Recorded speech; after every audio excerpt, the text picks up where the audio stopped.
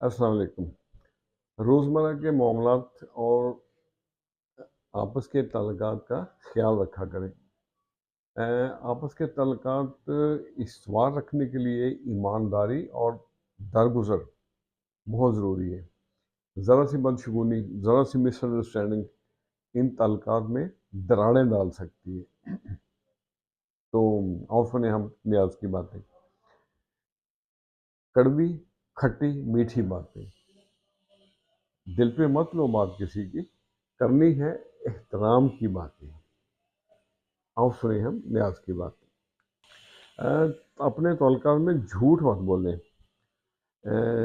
किसी तल्लक में झूठ का सहारा एक दरीना तल्लक को बेसहारा कर देने के लिए काफ़ी है। और कभी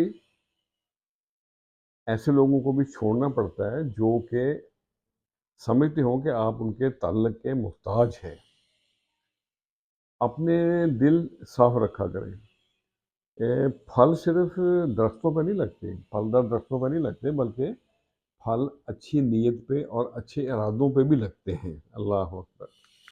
अगर आपको लगे ना कि आपसे तंग है तो उसे छोड़ दें, बोझ मत बने। बोझ बनने से याद बनना बहुत बेहतर है।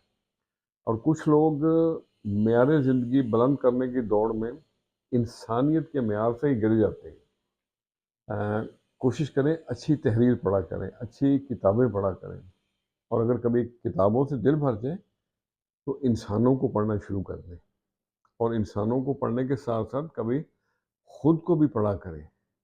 खुश रहें और सबके साथ आसानियों का सबब बने। अस्सलाम वालेकुम।